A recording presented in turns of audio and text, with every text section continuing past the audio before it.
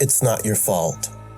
It's not your fault that violence follows you around like an ever-present shadow, that hatred festers like black seeds in your heart, sprouting in lightning bursts of black eyes and ruptured spleens and shattered bones.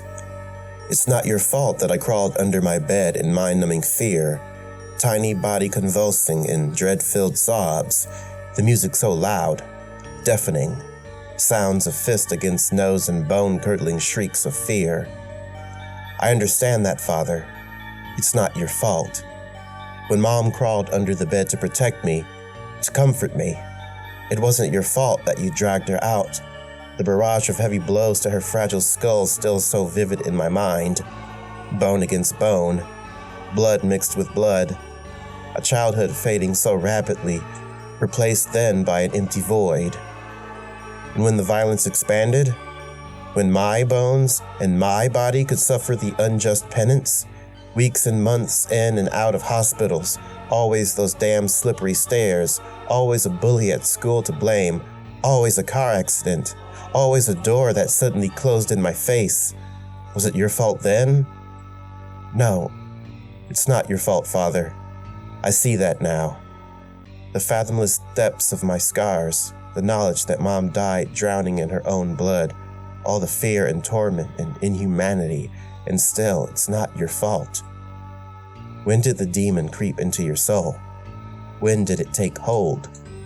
That black worm of the abyss, that slithering tongue in your ear, in your mind, in your muscles, in everything you are. Pure, unfiltered evil, corrupting every single aspect of my dear Father. How long have you been possessed? Worry not, Father. We shall rid you of this foulness. We shall cleanse you, purify your soul. Please, just stop, Cora. I can't take it anymore. I'm not possessed. I'm begging you. I'm not possessed. Shush now. Of course you are. Why else would you hurt the things you love? Why else would you destroy everything you hold dear? That holds you dear. It's the only explanation, Father. Please, just stop. Now hold still. This part is very important. Move a muscle, and this would have all been for nothing. No, please. The devil festers deep in your mind, you see, all the way inside. It's safest to go through the eye. I am sorry for the crudeness of my tools, but they will do the job. A drill is a drill, after all. Cora, you fucking whore. That's him talking, not you. I know that now. Just remember, I'm doing this for you, Father. Know that deep down. It's not your fault.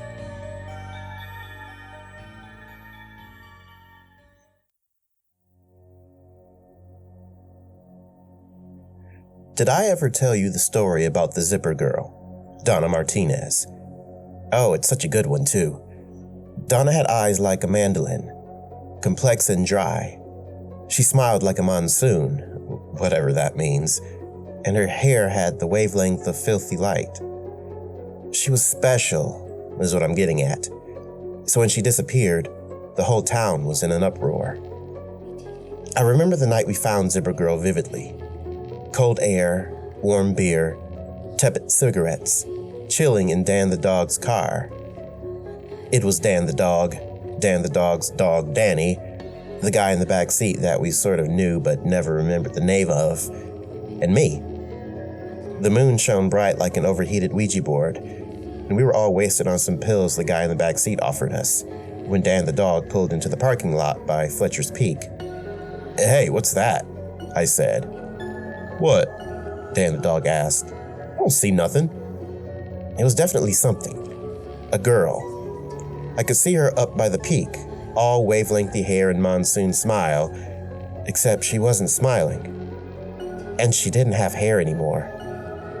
Her eyes were no longer like a mandolin either, more like a stained old clavicylinder. That's fucking Donna, I explained. No fucking way, Dan the dog said. Way fucking way, Dan the dog's dog, Danny said, although I may have hallucinated this particular part. The guy in the back seat nodded furiously. That's her, all right, he said. I remember her nose. It's like watching a movie in reverse.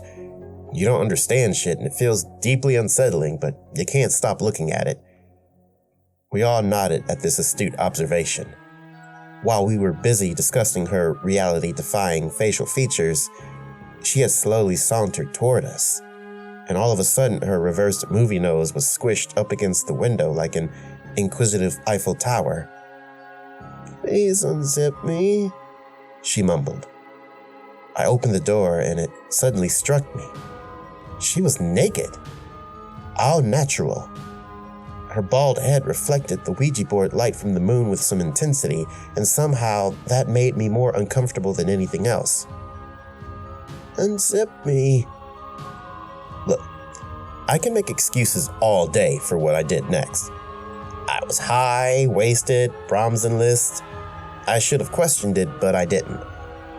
Without hesitation, I grabbed the zipper up by her throat, and in a single motion, I pulled it down to her navel.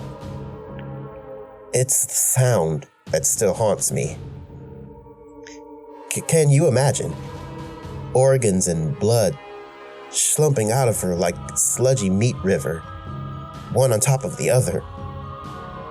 For a moment, the mandolin returned to her face and she whispered, "Thank you," before collapsing in the pulpy remnants of her own innards. No one ever figured out who made the zipper girl. But man, I'm never accepting pills from the guy in the back seat that we sort of know but can't quite remember the name of ever again.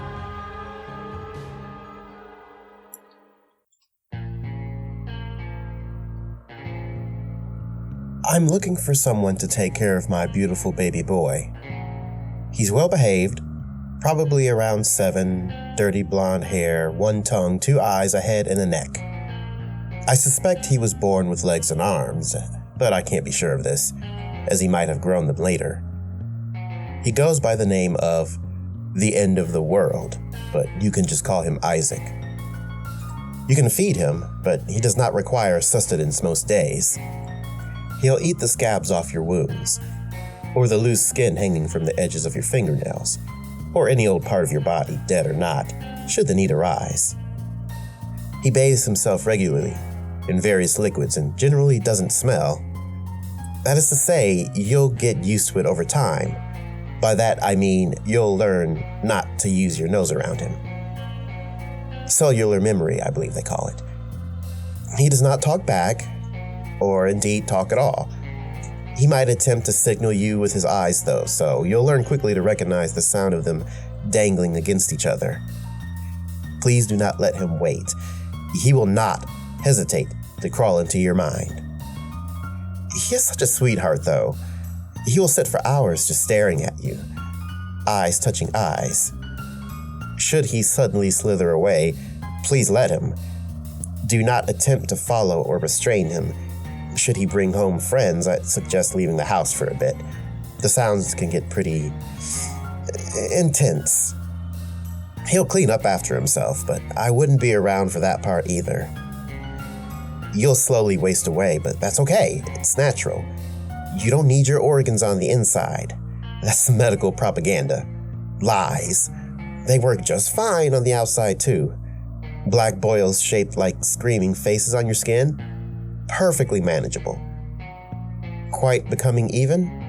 Spongy placenta mushrooms sprouting in and around your genitals? Delicious. Tastes just like murder. And that is a gift. An honor. Remember that. Isaac needs you. He needs you now. And the world needs Isaac. If you're reading this, you know. Deep down, you know. You know that the world is a hate-filled, black, bulging cyst of corpse vomit ready to burst. He will make sure it happens. He needs someone to help him grow, is all.